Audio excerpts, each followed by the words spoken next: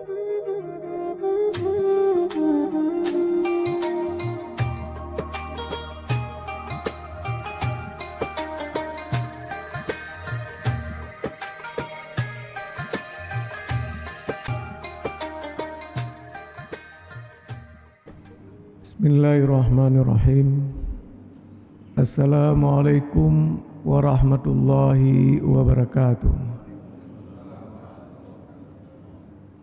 Alhamdulillahilladzi ahyana ba'dama amatana wa ilaihin nusyur. La haula wa la quwata illa billahil aliyyil azim. Asyhadu an la ilaha illallah wahdahu la syarika lah wa asyhadu anna Muhammadan abduhu wa rasuluh. Allahumma salli ala sayyidina Muhammad wa ala alihi wa ashabihi ajma'in. Qala Allah ta'ala fil Qur'anil Karim, a'udzu billahi minasy syaithanir rajim. Bismillahirrahmanirrahim. La in syakartum la azidannakum wa la in kafartum inna 'adzabi lasyadid. Sidang jamaah subuh yang dirahmati Allah, marilah kita bersyukur kepada Allah Subhanahu wa taala. Pada detik ini, pada saat ini Allah masih menghidupkan kita dan kita manfaatkan dengan sebaik-baiknya bisa salat subuh secara berjamaah. Inilah satu nikmat yang diberikan oleh Allah kepada kita yang patut kita syukuri. Salam dan salawat kepada Nabi besar Muhammad sallallahu alaihi wasallam yang telah membawa kita dari alam jahiliyah ke alam Islamiyah. Sidang jemaah subuh yang dirahmati Allah, hari ini kita akan mencoba membahas tentang syukur nikmat Allah. Tadi sudah saya bacakan di awal ceramah ini firman Allah yang maknanya, syukurilah nikmat yang telah kuberikan kepadamu, niscaya akan kutambah-tambahkan nikmat itu. Tetapi ingat, apabila kamu tidak mau mensyukuri nikmat yang telah kuberikan kepadamu, sedikit atau banyak, maka azab pedihlah yang akan kuberikan kepadamu. Ini peringatan Allah kepada kita. Apakah arti syukur? Kita lihat menurut pendapat Al-Jauhari, syukur itu adalah membalas kebaikan atas kebaikan.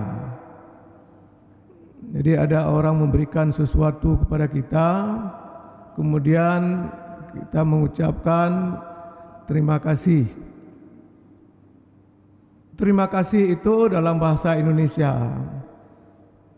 Dulu saya pernah sekolah, guru bahasa Inggris menanyakan kepada kami, beliau sudah menceritakan dengan bahasa Inggris apa terima kasih. Kemudian beliau tanyakan sekarang bahasa daerah, apa terima kasih. Kita mulai dari Aceh dulu. Coba angkat tangan yang dari Aceh.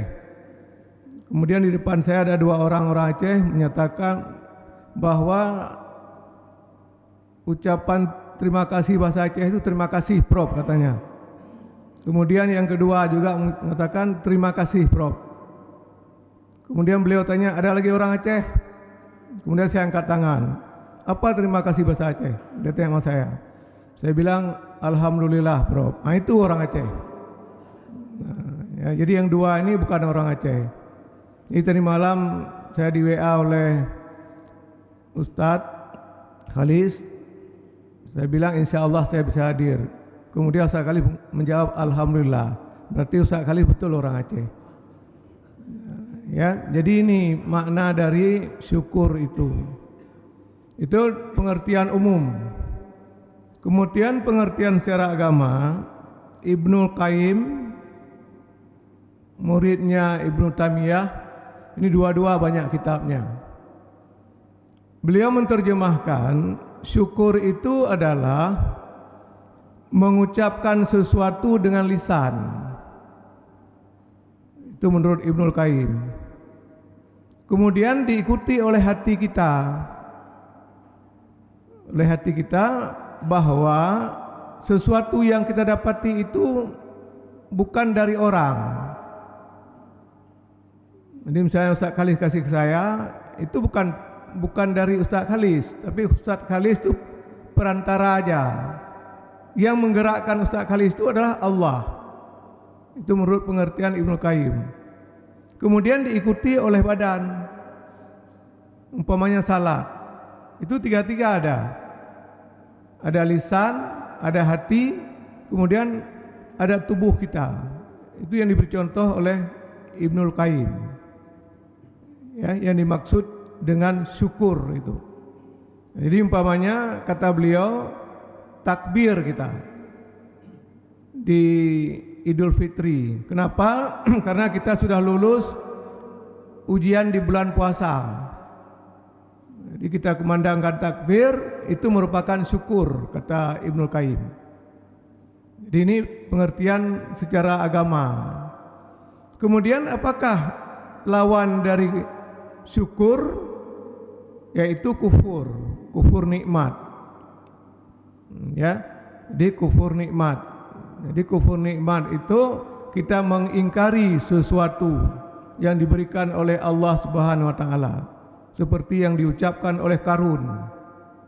Di dalam surat Al-Qasas ayat 78. Jadi Qarun mengatakan, harta dan kenikmatan yang kuperoleh ini semata-mata karena ilmu pengetahuanku.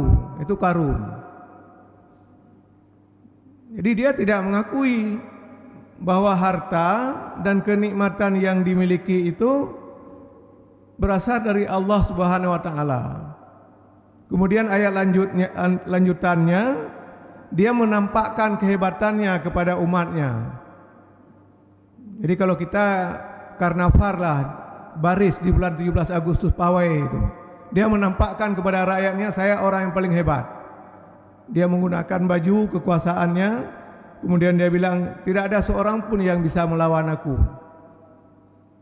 Kemudian pada ayat berikutnya Allah mengatakan Qarun itu perlu dibenamkan dari bumi ini dan tidak perlu diselamatkan. Ini diceritakan dalam surat Al-Qasas di akhir-akhir itu. Jadi oleh karenanya kalau adalah nikmat yang kita terima, kita bersyukur kepada Allah Subhanahu wa taala. Jadi janganlah kita kufur seperti Qarun ini. Kemudian yang kedua, syukur ini sifat-sifat yang dimiliki oleh siapa? Jadi syukur ini menurut para mufassir yang pertama dimiliki oleh Allah Subhanahu wa taala. Jadi seperti Ibnu Katsir menjelaskan ada kalimat dalam Al-Qur'an umpamanya innallaha syakur innallaha ghafurun syakur. Nah itu. Kemudian di ayat yang lain Allah menyebutkan wallahu syakurun halim. Jadi kalimat syakur ini menurut Ibnu Katsir, kita memberikan sesuatu kepada seseorang sedikit itu. Sedikit. Kemudian Allah melipat gandakan, memberikan kepada kita dalam jumlah yang banyak yang tidak bisa dihitung. Sesuai dengan firman Allah, bismillahirrahmanirrahim, inna a'tayna kal kausar fasalli li rabbika wanhar inna syani'aka huwal abtar. Itu di dalam tafsir Ibnu Katsir mengatakan demikian. Jadi sesungguhnya Allah itu telah memberikan kenikmatan kepada kita yang tidak bisa dihitung. Oleh karenanya salatlah Anda dan berkurban. Siapa yang benci kepada kita, Allah akan menolaknya. Ini di dalam surat Al-Kautsar. Ya, itu tanda-tanda kebesaran Allah. Allah memberikan nikmat kepada kita yang besar sekali. Kemudian yang ketiga, nikmat syukur ini juga dimiliki oleh para nabi. Jadi umpamanya Nabi Nuh alaihi salam, kita sama-sama telah membaca bahwa Nabi Nuh itu berhadapan dengan keluarganya sangat berat. Mohon maaf, malah anaknya mengatakan kepada ayahnya, ayah udah gila karena membuat perahu airnya tidak ada katanya. Yang lucu, istrinya juga ikut-ikutan. Ya, jadi ini kita lihat kita baca dalam Al-Quran, sehingga Nabi Nuh tetap seperti pendirian beliau membuat terus perahunya. Kemudian Allah mengatakan, wahai Nuh, naikkanlah dalam perahu itu sepasang-sepasang. Kemudian datang katakanlah tsunami sekarang. Kemudian Nuh menawarkan kepada anaknya, wahai anakku dan istri-istriku, naiklah dalam perahu ini. Apa jawab anaknya? Tidak usah ya, itu ada gunung yang lebih tinggi daripada perahu ayah. Jadi akhirnya ringkas cerita, mereka semuanya tenggelam. Tapi Nuh tetap bersyukur kepada Allah Subhanahu wa taala. Kemudian cerita yang lain lagi pada Nabi Ibrahim alaihissalam, berhadapan dengan masyarakatnya yang musyrik. Jadi Nabi Ibrahim alaihissalam ingin memberantas kemusyrikan. Kemudian beliau ditangkap dan dibakar. Jadi tidak ada Ibrahim mengatakan, ya Allah, saya sudah melaksanakan syiarmu, kenapa balasan seperti ini? Tidak ada seperti itu, kata Nabi Ibrahim. Nabi Ibrahim tetap bersyukur. Beliau sudah ditempatkan di atas kayu, mau dibakar. Ya. Kemudian Allah memerintahkan, wahai api, janganlah kamu panas. Padahal hujan sudah siap-siap untuk turun. Sudah ada komandannya untuk memerintahkan supaya turun. Jadi Nabi Ibrahim tetap bersyukur kepada Allah Subhanahu wa taala. Ya, bahwa ini adalah cobaan Tuhanku ya kepadaku. Kemudian yang lebih parah lagi, Nabi Ayub alaihissalam. Mohon maaf, badan beliau semuanya berulat karena penyakit beliau itu. Yang tidak berulat cuma lidahnya. Karena Nabi Ayub mengatakan, janganlah sampai ulat-ulat ini sampai ke lidahku ya Allah, sehingga aku tidak bisa bersyukur kepadamu. Yang lebih lucu lagi, istrinya minta cerai dengan Nabi Yusuf alaihissalam. Ya, memang demikian. Kalau kita masih bagus, masih cantik, masih ganteng, ya ramai orang suka. Tapi begitu sudah luka, sudah berkurap, ya istri kita minta pisah dengan kita. Kemudian Allah menyembuhkan Nabi Ayub alaihissalam, sehingga beliau ganteng, lebih ganteng daripada sebelumnya.